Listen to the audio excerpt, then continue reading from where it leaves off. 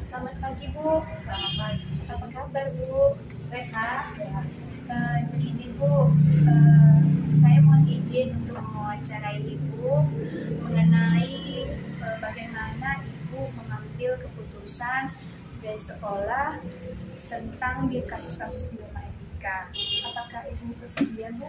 Bersedia, Bu Susi. Baik, terima kasih banyak ya Bu atas waktu dan kesediaan Ibu untuk melakukan wawancara ini. Kita langsung mulai saja ya Bu. Selama Ibu mengemban tugas di sekolah yang Ibu pimpin ini, tentu Ibu menemukan berbagai kasus-kasus setiap harinya, baik itu kasus dari guru, tenaga kependidikan, orang tua, bahkan kasus siswa ya Bu. Nah, bagaimana Ibu dapat mengidentifikasi kasus-kasus tersebut Bu? Apakah itu merupakan dilema etika atau rujukan moral? Baiklah, menurut yang saya ketahui, kalau kasus yang berhubungan dilema etika itu ada dua nilai atau kepentingan yang sama-sama benar, sedangkan yang rujukan moral itu berhubungan dengan kasus hukum. Jadi kita harus memilih antara yang benar dan yang salah. Bagaimana Ibu bisa menjalankan pengambilan keputusan yang ada di sekolah Ibu, terutama untuk kasus-kasus di mana ada dua kepentingan yang sama-sama benar atau sama-sama mengandung nilai kebajikan? Untuk kasus yang di mana ada dua kepentingan yang sama-sama benar, saya terlebih dahulu menganalisisnya secara objektif dan mengambil keputusannya itu ya harus bisa keputusan yang bisa dipertanggungjawabkan dengan segala konsekuensi yang ada. Berarti Ibu di sini dalam kasus-kasus itu Ibu mengambil keputusan secara objektif dulu, lalu Ibu melihat bagaimana kasus itu dapat dipertanggungjawabkan nantinya pengambilan keputusannya. Baik Bu, prosedur atau langkah-langkah apa yang biasanya Ibu lakukan selama ini Bu untuk menyelesaikan kasus-kasus tersebut? Baiklah, untuk prosedurnya saya biasanya menganalisa masalahnya itu mulai dari mencari orang-orang yang terlibat dulu, baru melihat kepentingan apa yang mau diambil oleh orang-orang yang terlibat. Lalu saya berusaha mengkonfirmasinya dengan orang-orang yang terlibat dan memandang masalah tersebut secara objektif dengan melakukan komunikasi langsung dengan orang-orang yang terlibat. Dari hasil komunikasi itu bisa saya ambil keputusan apakah hanya melakukan pendekatan saja atau perlu dimusyawarahkan untuk pengambilan keputusan yang lebih jauh. Baik Bu, dari yang saya simak berarti Ibu di sini langkah-langkah dalam pengambilan keputusannya mulai dari mengidentifikasi dulu siapa orang-orang yang terlibat ya Bu, kepentingannya apa, dan nilai dan prinsip apa yang ada dalam masalah tersebut, dan Ibu harus memandang masalah tersebut sebagai secara objektif ya Bu ya tentunya. Lalu Ibu mengadakan beberapa pendekatan, musyawarah, lalu mengambil keputusan. Ibu bagus sekali Bu. Hal-hal apa yang selama ini Ibu anggap efektif dalam pengambilan keputusan, terutama untuk kasus-kasus dilema etika ini Bu? Tentu yang pertama sekali itu harus berlandaskan pada prinsip atau nilai yang bisa dipertanggungjawabkan. Yang pertama, yang kedua, segala keputusannya itu terlebih dahulu harus dikomunikasikan ataupun dimusyawarahkan. Yang ketiga, keputusan yang diambil itu harus yang meminimalisir dampak negatif dari yang keputusan yang kita ambil, dan tentu saja yang harus membuat suasana kembali menjadi positif, nyaman, dan kondusif. Baik Bu, dari yang saya simak dalam pengambilan keputusan ini, Ibu mengambil nilai yang paling penting yaitu tanggung jawab ya Bu. Ya, lalu Ibu juga berusaha untuk bermusyawarah dan objektif seperti itu. Lalu Ibu juga meminimalisir dampak-dampak negatif ya Bu ya. Lalu Ibu berusaha lagi untuk membuat suasana menjadi nyaman kembali sehingga warga sekolah pun nyaman kembali ya Bu ya. Nah, apa Ibu memiliki jadwal tertentu Bu dalam menyelesaikan masalah-masalah dilema etika ini? Atau Ibu langsung menyelesaikannya di tempat? Kalau yang seperti itu saya tergantung masalahnya. Ada masalah itu yang memang harus butuh penanganan langsung, saya akan segera menyelesaikan masalahnya di tempat dengan berkomunikasi langsung dengan orang-orang terkait. Namun ada beberapa masalah juga yang perlu proses, yang harus perlu pengamatan dulu, kemudian mengkonfirmasinya kepada orang-orang yang terkait, lalu diadakan musyawarah, tergantung masalahnya. Berarti penyelesaian masalah ini atau kasus ini tergantung pada kondisi dan masalah tersebut ya Bu. Baik Bu, bijaksana sekali Bu. Adakah seseorang atau faktor-faktor yang selama ini membantu Ibu dalam menyelesaikan atau dalam mempermudah Ibu mengambil keputusan dalam kasus-kasus dilema etika? Biasanya sebelum mengambil keputusan itu saya sharing dengan guru-guru, tapi dengan tanda kutip guru-guru yang berkompeten. Yang pertama, untuk beberapa kasus saya sharing dengan pengawas dan komite sekolah. Baik Bu, berarti Ibu mengutamakan kolaborasi ya dengan guru senior atau guru yang lebih berkompeten, lalu dengan pengawas sekolah.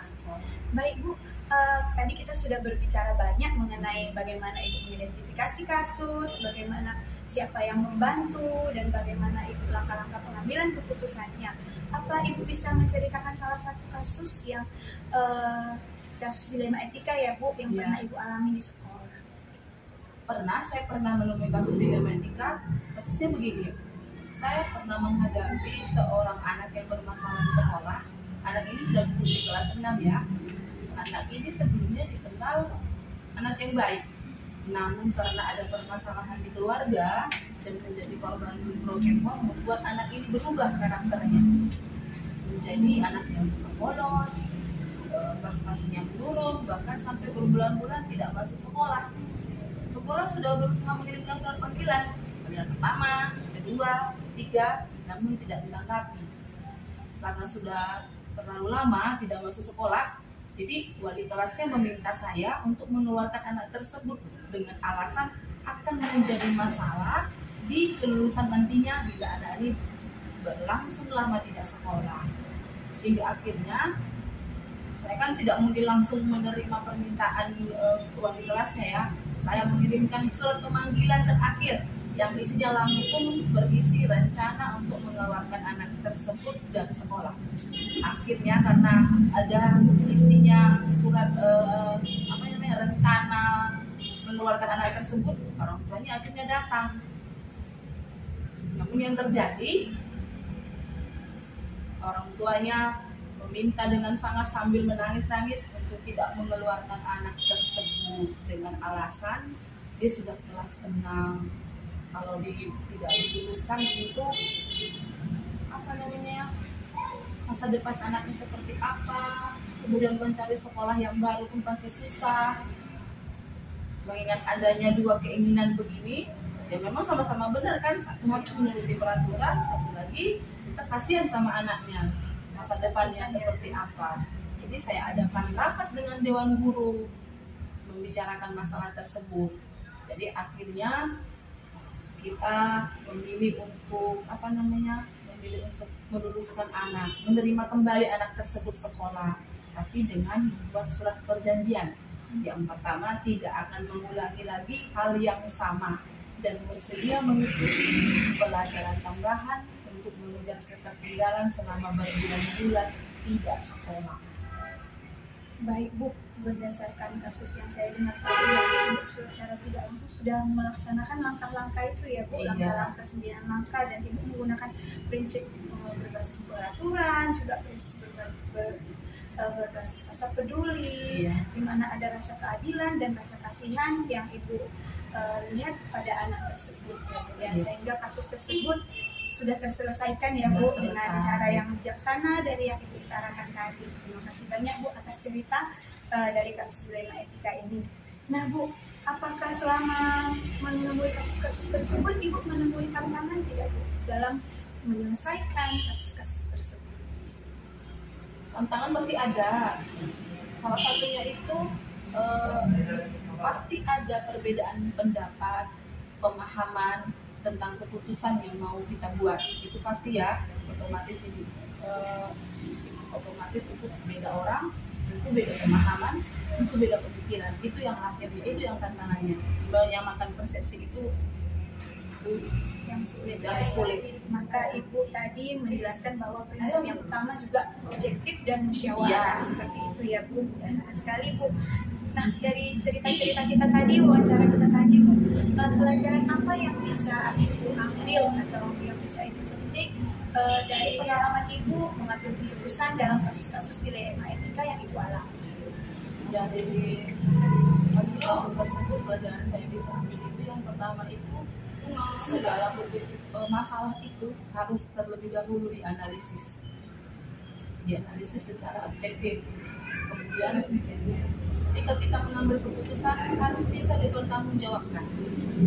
Yang terakhir, kita perlu meninjau ulang keputusan kita itu, apakah berdampak positif atau negatif terhadap lingkungan sekolah. Baik Bu, terima kasih atas jawabannya Bu. Dari sini pelajaran yang juga bisa mungkin kami petik dari Ibu ya, yang menginspirasi kami, berarti Ibu itu menganalisis masalah dulu yang terlebih dahulu, bersikap positif, lalu merefleksi bagaimana hasil keputusan tersebut, apakah membawa dampak positif, suasana yang nyaman kembali seperti yang Ibu utarakan. Semoga Ibu sudah selesai saya rasa wawancara kita hari ini Bu. Terima kasih banyak atas waktu dan kesediaan Ibu. Semoga hasil wawancara kita ini dapat memberikan inspirasi bagi saya, dapat memberikan pelajaran bagi saya dan teman-teman yang menonton video ini juga. Terima kasih banyak ya Bu. Sama-sama. Sehat dan sukses selalu Bu. Terima kasih kembali. Selamat siang Pak. Siang. Apa kabar Pak? Baik. Mohon izin ya Pak untuk waktunya sebentar. Saya kebetulan ingin mengadakan wawancara dengan Bapak terkait proses pengambilan keputusan yang ada di sekolah yang Bapak pimpin ini. Bagaimana Pak? Apakah Bapak bersedia? Ya, saya bersedia dan terima kasih atas kesempatannya. Terima kasih banyak ya Pak untuk waktu dan kesediaan Bapak untuk melakukan wawancara ini. Boleh kita langsung mulai ya Pak? Ya. Begini Pak Sahrul, apakah selama Bapak mengemban tugas di SMP 3 ini sebagai kepala sekolah, apakah Bapak pernah menemukan kasus-kasus yang berkaitan dengan dilema etika atau rujukan moral Pak? Ya, tentunya memang dalam mengelola sekolah ini di SMP 3 ini saya pernah menemukannya tentang rujukan moral. Kalau rujukan moral ini kan terkait dengan peraturan, regulasi atau tata tertib yang berlaku di sekolah ini. Kemudian untuk etika, dilema etika itu terkait dengan dua kepentingan yang memang sama-sama baik, yang memang terjadi pada diri kita maupun guru kita. Saya pernah mencoba. Oh baik Pak, berarti ada beberapa kasus lah memang pasti ditemukan ya Pak. Ya. Jadi selama ini Pak, bagaimana Bapak mengidentifikasi kasus-kasus itu merupakan dilema etika atau rujukan moral Pak? Ya, kalau mengidentifikasinya pada saat ada permasalahan kan, kalau dia berbenturan dengan peraturan sekolah ataupun undang-undang atau peraturan pemerintah, itu udah jelas rujukan moral. Tapi kalau dia mengenai azas manfaat pengembangan diri ataupun tergantung pada keuntungan sekolah, ada program-program pelatihan-pelatihan dan sebagainya seperti mengikuti guru penggerak dan juga melaksanakan tugas mengajar, itu namanya dilema. Baik Pak, apa bisa Bapak ceritakan salah satu kasus atau masalah yang berkaitan dengan dilema etika yang pernah Bapak alami di sekolah Pak? Iya, kasusnya itu diantaranya kan ada di sini guru kita juga ikut sebagai guru penggerak. Iya. Dua-dua ini kan hal yang baik dan berdampak baik juga bagi peningkatan mutu di sekolah kita. Jadi dalam hal ini saya selaku kepala sekolah harus melihat mana yang memang dampaknya akan meningkatkan mutu sekolah. Apakah guru ini mengikuti atau tidak mengikuti lalu melaksanakan tugas. Jadi saya waktu itu memilih untuk mendorong guru kita ini untuk lanjut mengikuti guru penggerak ini dan tugas-tugas yang lain bisa dialihkan ataupun dipercayakan kepada kawan yang lain. Berarti kebijaksanaan Bapak terhadap guru kita yang CGP di sini ya Pak. Iya. Dia bingung mungkin memilih mau lanjut CGP sementara tugas di sekolah juga harus dilaksanakan. Itu bijaksana sekali saya rasa ya Pak pembagian kasusnya ini. Bagaimana menurut Bapak? Bagaimana Bapak mengambil keputusan yang ada di sekolah Bapak ini terutama untuk kasus-kasus ada dua kepentingan yang sama-sama benar atau sama-sama mengandung nilai kebajikan? Kalau mengenai permasalahan yang ada di sekolah ini karena saya di SMP punya wakil kepala sekolah, sudah tentu saya mengajak mereka berbicara, membicarakan tentang masalah yang dihadapi, kemudian minta pertimbangan bagi mereka dengan melihat keuntungan berpihak apakah memang dia akan lebih meningkatkan mutu sekolah atau tidak, atau kalau memang dia ada regulasi kita lihat regulasi yang berlaku gitu. Nah itu dia saya diminta bantuan dari wakil kepala sekolah untuk mengambil keputusan. Berarti bermusyawarah ya Pak. Baik Pak, prosedur atau langkah-langkah seperti apa yang biasa Bapak lakukan selama ini? Tentu tadi sudah Bapak jelaskan, pertama bermusyawarah dulu ya Pak. Kemudian langkah-langkah apa yang biasanya Bapak ambil selain bermusyawarah dengan Wakasek? Ya, mengidentifikasi mana yang lebih banyak, mana yang lebih besar manfaatnya, mana yang lebih diutamakan. Kalau memang lebih kehadiran guru itu mengharuskan dia lebih diutamakan harus mengajar, ya mengajar. Itu pertama, mengidentifikasi mana yang lebih berpihak atau lebih banyak keuntungannya untuk peningkatan mutu di sekolah. Kemudian tingkat urgensi keikutsertaannya ini, apakah memang harus guru tersebut atau apakah tidak bisa digantikan guru yang lain pada saat bersamaan dia ada tugasnya, dia dengan ada pelatihan mata pelajaran tertentu, apakah harus guru ini, apakah memang tidak bisa dibantu yang lain. Jadi tingkat urgensinya juga harus saya perhatikan juga. Baik Pak, berarti hal-hal yang selama ini Bapak anggap efektif dalam mengambil keputusan itu yang pertama bermusyawarah pastinya ya Pak, lalu mengidentifikasi apakah masalah-masalah itu menguntungkan atau meningkatkan mutu sekolah kita, dan bagaimana tingkat urgensinya kepada sekolah dan kepada guru ya Pak. Nah, apakah Bapak memiliki jadwal tertentu Pak dalam menyelesaikan kasus yang Bapak hadapi terkait dilema etika? Apakah Bapak langsung menyelesaikannya di tempat jika ada kasus tersebut, atau Bapak memiliki waktu tersendiri untuk menyelesaikan? Oh iya, kalau untuk itu biasanya kalau ada masalah kita harus langsung tangani. Tapi kalau waktu tertentu tidak ada. Kita begitu ada masalah langsung ditangani, dalam arti kita lihat bagaimana masalahnya, kita ajak para wakil kepala sekolah untuk melihat masalah itu langsung insidentil aja, tidak ada waktu-waktu tertentu. Berarti begitu ada kasus ya Pak, langsung kita selesaikan segera mungkin dengan mengingat tadi langkah-langkah yang tadi Bapak sampaikan. Apakah ada seseorang atau faktor-faktor yang selama ini membantu atau mempermudah Bapak mengambil keputusan dalam kasus-kasus yang ada di sekolah? Mungkin selain Wakasek, seperti itu Pak? Tidak ada. Kalau di sini saya selalu bermusyawarah dengan wakil kepala sekolah. Kemudian kalau menyangkut hubungan ke orang tua, saya mengundang komite Pak.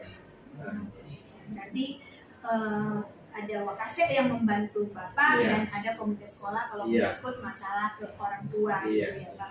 Nah Pak, dari wawancara kita ini Pak, pembelajaran apa yang bisa Bapak petik atau Bapak ambil dari pengalaman Bapak mengambil keputusan mengenai masalah dilema etika ini?